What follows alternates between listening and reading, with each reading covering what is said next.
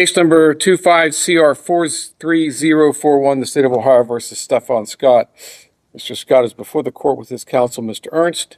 Ms. Nicholson, on behalf of the State of Ohio, we're here for sentencing.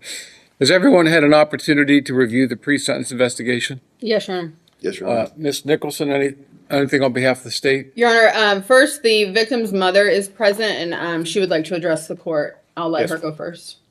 Your Honor, the man being sentenced today has committed this crime multiple times. This is not a one-time mistake. It was a repeated, deliberate act. Even while facing charges in this case, he committed the same type of offense again. That shows a clear pattern and a refusal to change his behavior. What he did to my daughter has had lasting effects.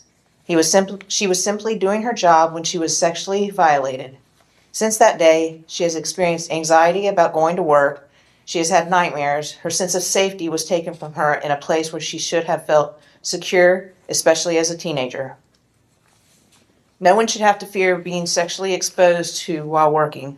No family should have to watch their child struggle with anxiety because someone chose to repeatedly act in a sexually aggressive and unlawful way. We are deeply concerned that without serious consequences, this behavior will continue and may escalate. His history shows that lighter consequences have not stopped him. We respectfully ask the court to sentence him to the fullest extent allowed by the law.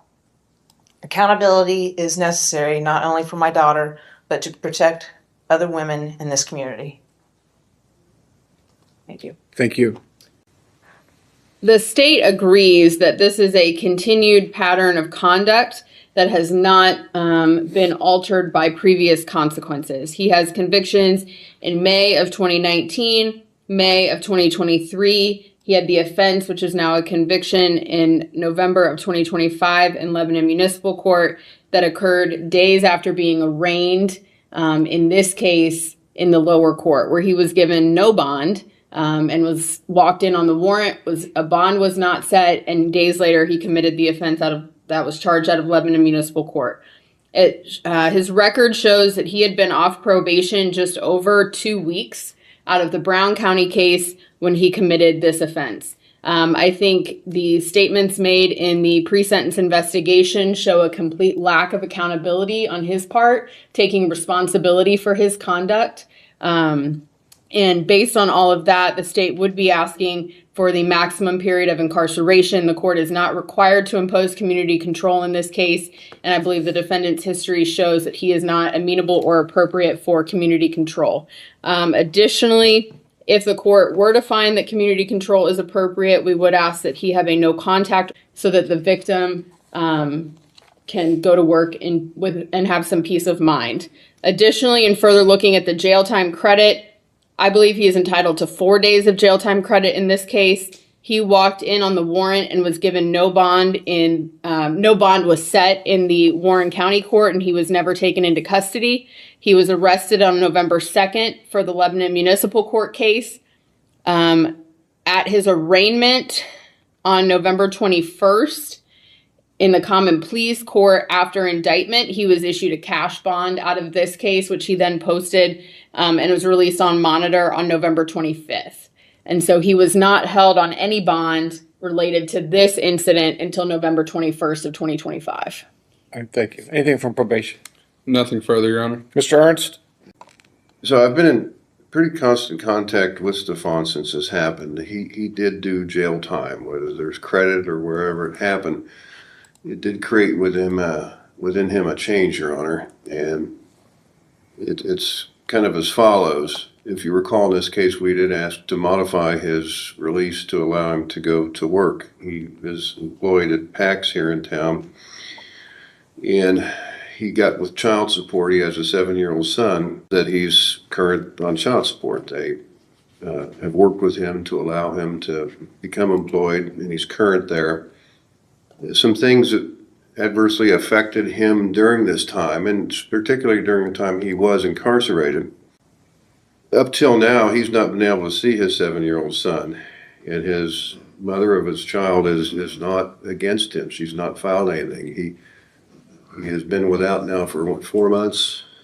The ability to participate in the sports that he was doing before this happened, as he's able to with Faith Building Church here up by the Y. He's really stressed to me a need to further that with being able to go to church to develop the community. He's researched these things. Throughout this event and what's happened here, there has been a change that he has stressed repeatedly. He will engage in counseling. Those four things, I think, are something that's different than what's happened to him before, where he has made a decision in his mind that he needs to address this and will follow any recommendations you make. This has had a deprivation of his ability to help raise his son. That hurts. We respect everything that's been said to you today. I believe he supports me in what I just told you. Is that right, Stefan? Mr. Scott, is there anything you'd like to say before I pronounce sentence? I just would like to say I'm sorry. I've been trying to change. I haven't been able to go back to church, and I think that I just been every night I think about this. It's always on my mind. I know the pain that I caused. I just want to make it right. And I'm so sorry. Court has considered anything else? I'm sorry, I didn't mean to interrupt you. I don't want to continue to live a life of sin. I'm better than that. I know I am. I haven't seen my son in 4 months, but the consequences of my actions, I just want to make things right and be there for my son, and I just don't want to let any more people down. Court has considered the statements made here today, the pre-sentence investigation, the purposes and the principles of sentencing, the relevant seriousness and recidivism factors. Mr. Scott, I read the statement that you gave during your pre-sentence investigation. Do you want to explain that to me? I'm sorry, sir. The written statement that you provided to court services during your pre-sentence investigation. I want you to reconcile that, what you said in that statement to me, to what you're saying now. Yes, sir. I have a bad case of eczema. I'm not blaming it on eczema. It was my actions. I took the food and I immediately left. I was embarrassed. My face was plastered all over Facebook and Instagram. Again, I don't understand what the eczema has to do with you masturbating in front of a 15-year-old girl. And the other problem that I'm going to have you address is that this isn't the first time. This is the fourth time that you've been caught. I just wonder how many times that you've done it and the person was too embarrassed to even come forward to acknowledge that this happened to them. Putting these young girls, exposing yourself, not just exposing yourself, literally masturbating in front of a young lady that's working, for crying out loud. Reconcile that for the person that you claim to be now standing before me. You need to reconcile that to me because right now my mind's going, well, this is the fourth time you've been caught. I'm guessing you've done it. People that drive drunk and get caught. And that's not the first time they did it. It's the first time they get caught. People stealing. It's never, you don't get caught every time you do something. So you try to reconcile with what the person that you're trying to represent to me today, reconcile that with the person that is in this report.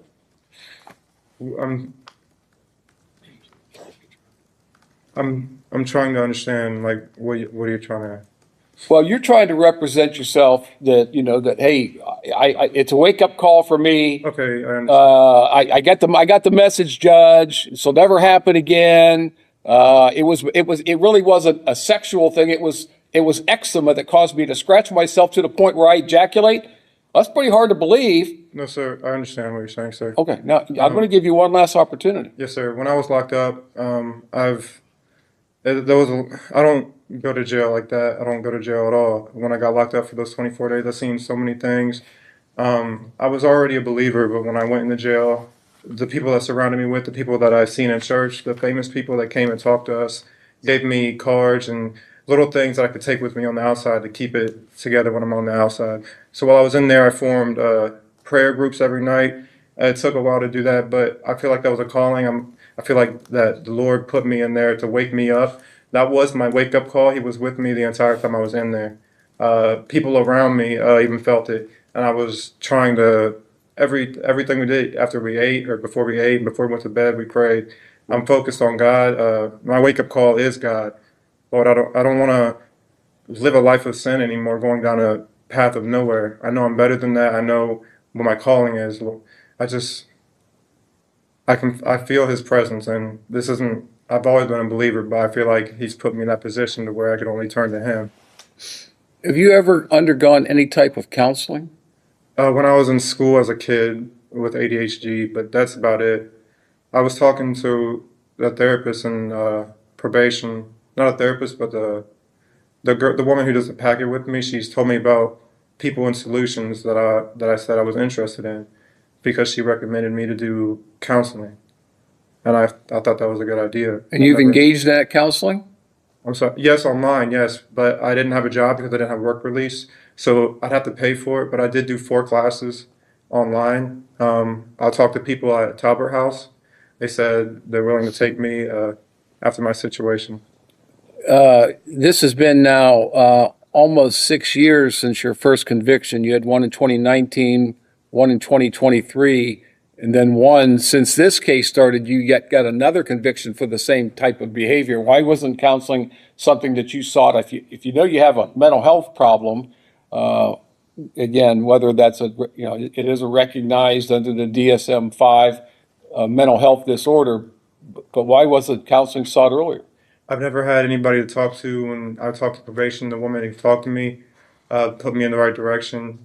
I never thought it was something that I needed until I heard it from her, and the things that we talked about the police and how, things in my past. She said, I think you need counseling because this is a recurring thing. And I realize now that I'm at home, I can't walk around without looking out the window. She explained to me these things are not normal. Me, growing up, I always thought it was normal in the environment that I grew up in. Realizing what she has told me, I feel like you thought this was normal behavior? No, when I like the things that we talked about, like when I walk around in my house, I have to peek out the window or just do things that normal people don't do. And she said that is a cause from certain past trauma. And when she started explaining that to me, I agreed that I do need therapy. I never considered it until we went and dug in my past, is what I was trying to say. You have health insurance now? I do, with my job, yes. That's one of the things we talked about, was getting his insurance reestablished through this company to then get those things set up and have the funds to pay those. All right. Your Honor, I would just, in brief response, I would just note that the Talbot House assessment was completed January 15th of 2026, and the statement he made as a part of his PSI was January 10th of 2026, which were 6 weeks or more after his incarceration, and that don't reference anything that he's talking about here today before. The assessment was separate. I called for the information that she gave me to Talbot House. I never did an assessment. I called. Oh, you did an assessment? I did do an assessment, yes, sir, but that was before I had a meeting with her.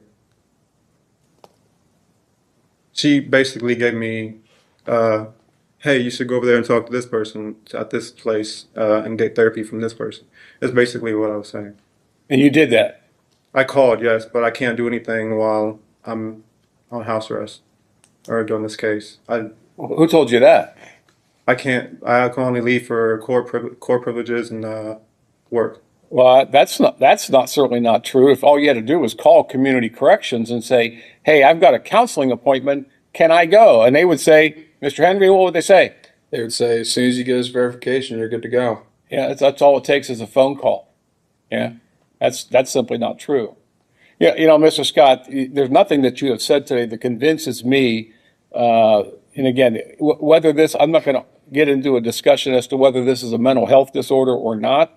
The DSM certainly recognizes it as such, but I don't think you've gotten the message.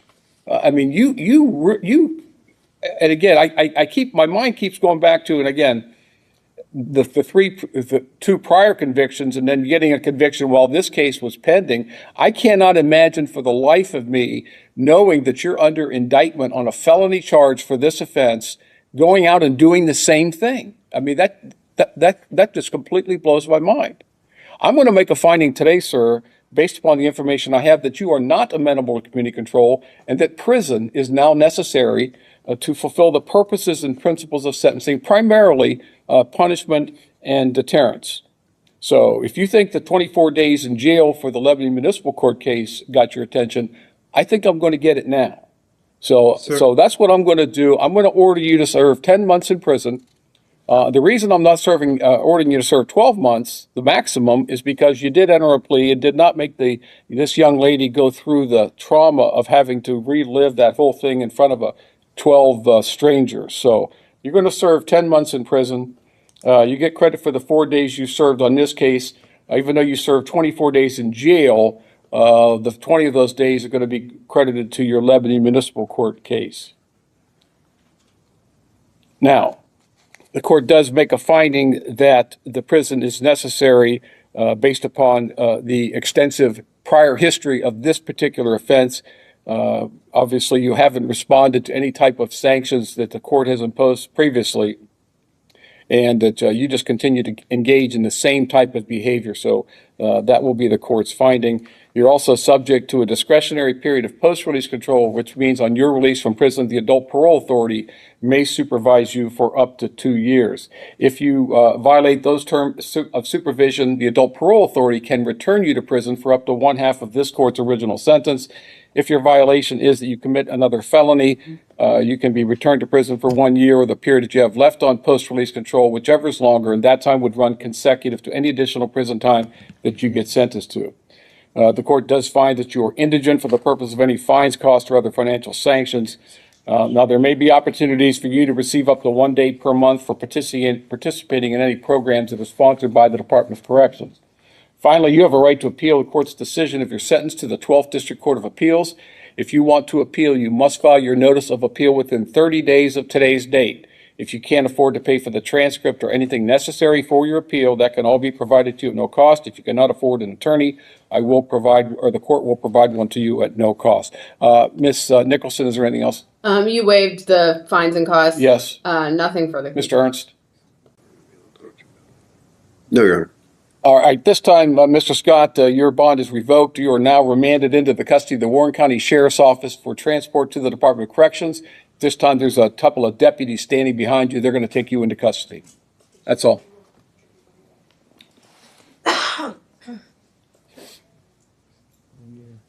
Here's a shorter summary. Case * Ohio versus Stefan Scott, 25 CR 43041.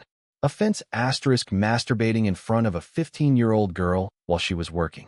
Key points *. Repeat offender, prior convictions in 2019 and 2023. Another offense while this case was pending. Victim's mother described lasting trauma and anxiety to her daughter. Judge found Scott not suitable for probation due to his pattern and lack of change. Sentence * 10 months in prison with 4 days credit. Post-release control possible after release.